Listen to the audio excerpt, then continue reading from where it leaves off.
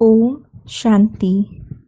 आज की मूल्य के 5 मुख्य पॉइंट्स जिसे दिन भर मंथन करना है। आज की डेट है 7 फरवरी 2024। फर्स्ट पॉइंट है, बाबा कहते हैं मीठे बच्चे, आत्मा अभिमानी विश्व का मालिक बनाता है और देह अभिमानी कंगाल बना देता है। इसलिए बाबा ने आज वरदान दिया है, आत्मा अभिमानी भव, कि आत्मा अभिमानी रहोगे तो विश्व का मालिक बनोगे, और अगर देह अभिमान बनोगे तो कंगाल बन जाओगे। तो अभ्यास करना है कि जैसे हम कर्म करते हैं, जैसे ही कर्म पूरा होता है तो पुराना वस्त्र शरीर छोड़ अशरीरी हो जाओ। दूसरा अभ्यास है कि आत्मा भाई भाई को देखो। शरीर देखने से क्रिमिनल ख्यालात चलते हैं, इसलिए अशरीरी भवः, अशरीरी हो जाओ। बाबा कहते हैं बच्चों बहुत बेसमझ बन गए हैं। बाबा ने तो देवी कर्म भी सिखलाए थे। पूर्ण जन्म लेते लेते बच्चे कलाएं कमती होती गई, तो यहाँ प्रैक्टिकली बिल्कुल ही उनकी कला नील हो गई है। तो यह तमो प्रधान रावण राज्य भी पहले सतो प्रधान था, फिर सतो प्रधान से सतो रजो तमो में आए, अब है इसका अंत। रावण राज्य है आसुरी राज्य। रावण को जलाने का फैशन तो भारत में ही दिखाते हैं, तो बाबा को वंडर लगता है। अच्छे बच्चे पूरी रीति न समझने कारण अपनी तकदीर को भी लकीर लगा देते हैं। रावण के अवगुण चटक पड़ते हैं। सेकंड पॉइंट है, राम राज्य में एक ही धर्म होता है। यहाँ तो सब में भूतों की प्रविष्टा है। यहाँ कलयुग में तो क्रोध लोभ मोह का भूत है ना।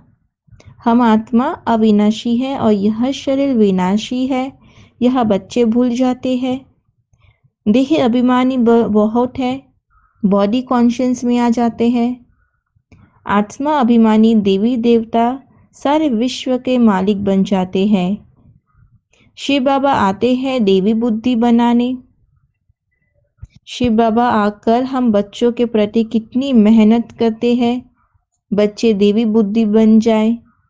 मनुष्य आसुरी कर्म करते रहते हैं, तो वह कर्म विकर्म बन जाते हैं।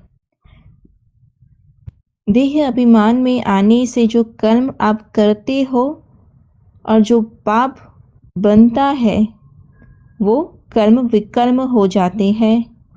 बाबा आकर हमें सुकर्म करना सिखलाते हैं। माना देही अभिमानी, आत्मा अभिमानी स्थिति में स्थित रहकर पुण्य आत्मा बनाना सिखलाते हैं। बाबा कहते हैं सुकर्म करो, मुझे याद कर अपने हिसाब किताब के बैलेंस को नील करो, ज़ीरो करो।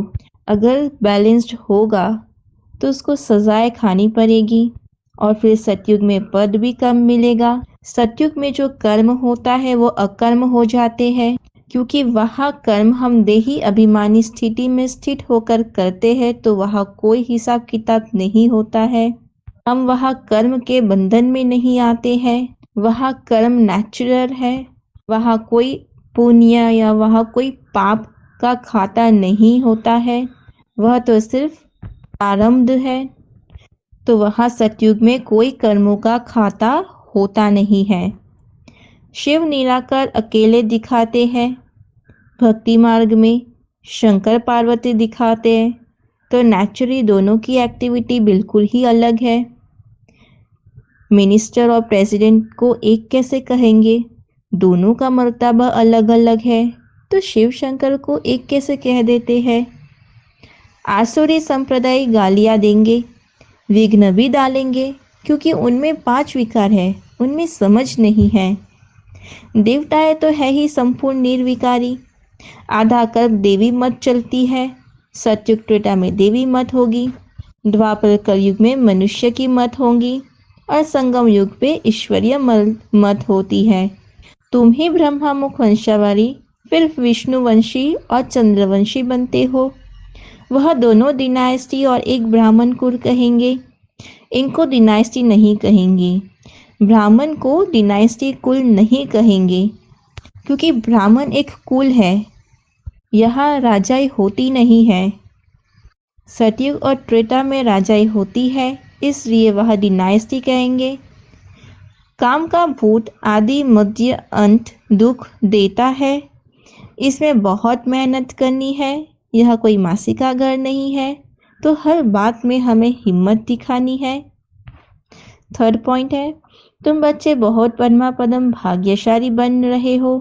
यह सब कुछ खत्म हो जाएगा, क्योंकि सब मिट्टी में मिल जाना है। कोई तो हिम्मत रख फिर फेल भी हो जाते हैं। तो बाप हर बात में समझाते हैं, परंतु नहीं समझा जाता है, क्योंकि उनमें पूरा योग नहीं होता। पढ़ाई तो है सोर्स ऑफ इनकम। पढ़ाई से ही नंबरवार तुम ऊंच पर पाते हो। अपने को आत्मा भाई भाई समझो। हम सब भाई भाई हैं, तो दूसरी दृष्टि जाएगी ही नहीं। शरीर से पाठ बजाया, फिर शरीर से अलग हो जाना है। इस समय आत्मा और शरीर दोनों तमो प्रधान है। तमो प्रधान आत्मा कभी मुक्ति में जा नहीं सकती, अपने घर परम धाम नहीं जा सकती, मुक्ति धाम नहीं जा सकती। जब तक पवित्र न बने, अपवित्र आत्मा वापस अपने घर नहीं जा सकती। तो यह झूठ बोलते हैं कि फलाना ब्रह्म में लीन हुआ। अरे ये कैसे हो सकता है? कोई जा नहीं सकता। वहां जैसे सिजरा बना हुआ है वैसे ही रहते हैं। आत्मा नंबरवार अनुसार अपने घर जाती है और फिर वहां से नंबरवार नीचे आती है। भाई बहन के संबंध में भी गिर पड़ते हैं अभी तो। उसके फिर बड़ी कड़ी सजा मिल जाती है। भारत कितना पवित्र था जो बाबा ने स्थापन किया है, तो उनका नाम ही है शिवालय। यह ज्ञान भी कोई में नहीं है। बाकी शास्त्र आदि जो है वह सब भक्ति मार्ग के कर्म कांड है। सतयुग में तो सबकी सदरती है, इसलिए कोई पुरुषार्थ नहीं करते हैं। यहाँ तो सब गति सदरती के लिए पुरुषार्थ करते हैं भक्ति मार्ग के द्वारा, क्योंकि दुर्गति में है ना। गंगा स्नान करने जाते हैं तो गंगा का पानी सदरती देगा क्या? नहीं। वह पावन बनाएगा क्या? नहीं। यहाँ तुमको मिलता है राम का वर्षा, पवित्रता का वर्षा मिलता है। फोर्थ पॉइंट है, भक्त लोग कहते हैं श्री कृष्ण भगवान है। तुम उनको 84 जन्मों में दिखाते हो कि भगवान तो परमपिता परमात्मा है। अरे भगवान तो निराकार है, उनका नाम तो शिव है। बाप है ही रहमदिल।